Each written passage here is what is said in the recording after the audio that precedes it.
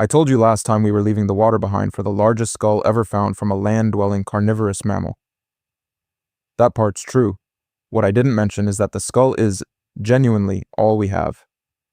No spine, no legs, no teeth beyond the ones still sitting in the jaw.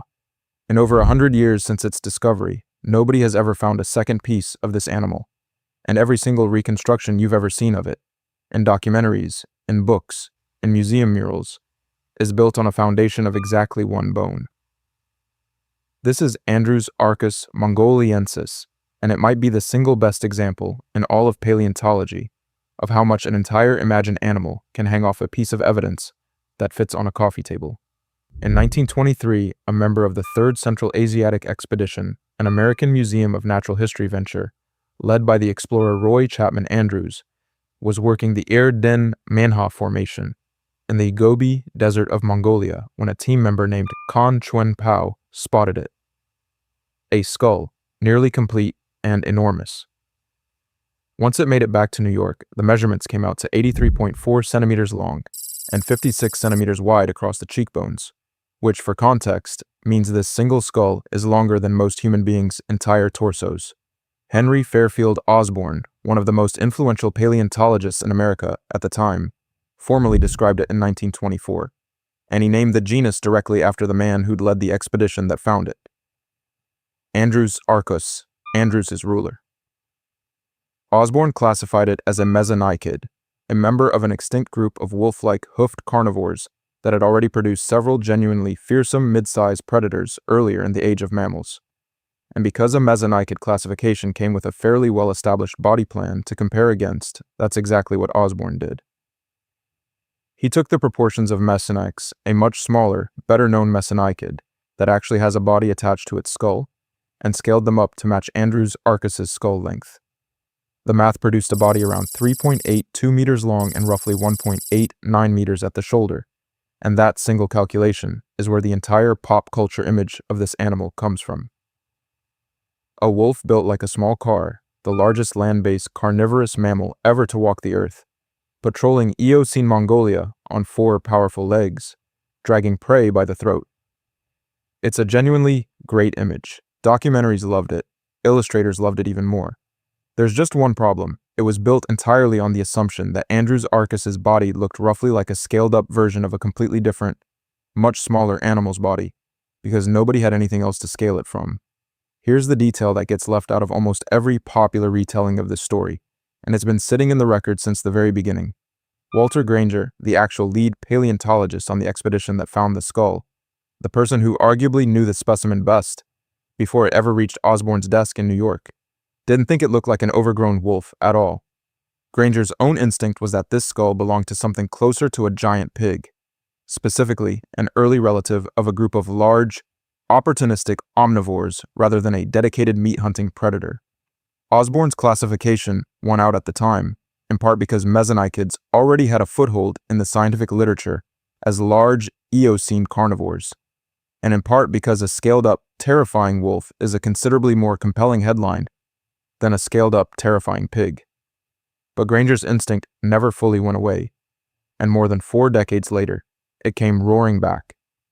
In 1966, researchers Frederick Salai and Stephen J. Gould took a closer look at the actual shape of the skull, the toothware, the jaw architecture, independent of whatever genus label had been attached to it, and concluded that its morphology lined up far better with entelodonts, an entirely different group of large, big-headed, warty-faced, omnivorous mammals nicknamed hell pigs, than it did with any mesonychid. If that comparison held, they argued, then the whole body should probably be reconstructed using entelodont proportions instead of mesonych's proportions, which would produce a noticeably different animal. Not a lean, long-legged wolf built for the chase, but something stockier, heavier through the shoulders and skull, built more like an oversized wild boar than an oversized timber wolf. Same skull. 2 completely different bodies, depending entirely on which distant relative you decided to use as your stand-in. And that ambiguity has never actually gone away, because the one thing that could settle it, an actual skeleton, has simply never turned up. Even today, more than a century after Kan Chuen Pao first spotted it in the Gobi sand, Size estimates for Andrewsarchus swing across a genuinely enormous range, depending on which method a given researcher uses. Everything from a very large, wolf or bear-sized animal, up to something approaching the bulk of a small rhino, with mass estimates that have been floated as high as around 1,000 kilograms at the upper end. That's not a small margin of error. That's the difference between two fundamentally different kinds of animal, and the honest answer, as of this video, is that nobody can close that gap, because the evidence to close it has never been found. What has changed, and changed fairly significantly in recent years, is where Andrewsarchus actually sits on the mammal family tree. And this is where the story gets genuinely strange. More recent phylogenetic analyses, comparing the fine details of its skull anatomy against a much wider range of both mesonychids and other Eocene mammal groups than Osborn had access to in 1924, have found essentially no special affinity between Andrewsarchus and true mesonychids at all. Instead, current research increasingly groups it with artiodactyls, the broad order of even-toed, hoofed mammals that includes pigs, hippos, deer, and camels. And here's the part that makes this worth sitting with for a second. Artiodactyla is also the very same order that, through a completely separate branch, eventually gave rise to whales. Modern whales are, genetically and anatomically, deeply nested artiodactyls, closer to a hippo than a hippo is to a horse, which means that the giant skull once marketed as the biggest wolf-like predator in mammal history may, on the actual family tree, have more in common with a warthog, a hippo, or even a blue whale than it ever did with an actual wolf. 100 years of documentaries built an entire monster out of the wrong branch of the tree, and the correction didn't come from a new bone. It came from getting better at reading the one bone everybody already had. That reclassification also drags the diet question back into play, and this time, the entelodont connection actually helps make sense of a detail that never fit comfortably with the giant wolf story to begin with. Andrewsarchus's teeth aren't the narrow, blade-like slicing teeth you'd expect from a committed hypercarnivore built to shear meat off a carcass efficiently. They're heavier, blunter, better suited to crushing than slicing, the kind of dentition you'd expect from an animal built to deal with tough, resistant food, whether that's bone, cartilage, hard-shelled prey, or simply whatever opportunistic scraps happen to be available on a given day.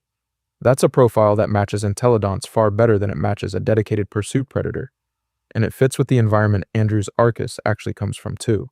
The Irden-Manha Formation preserves a landscape from close to the coast during the Middle Eocene, roughly 45 million years ago, and some researchers have floated the idea that an animal with crushing teeth like these, living near ancient shorelines, might have supplemented whatever it could scavenge or overpower on land with shellfish, carrion, or other opportunistic coastal food sources. The same broad survival strategy you see in modern bears, rather than surviving purely as an apex chase predator running down prey across open ground.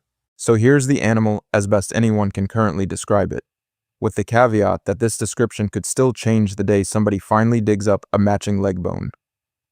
A skull the length of a small child, the largest confirmed cranium of any land-based carnivorous or omnivorous mammal in the fossil record, attached to a body that might have been built like a wolf, might have been built like a pig, and is now more likely, based on where it sits on the family tree, distantly related to a hippo or a whale than to any predator it was compared to for the first 100 years of its existence.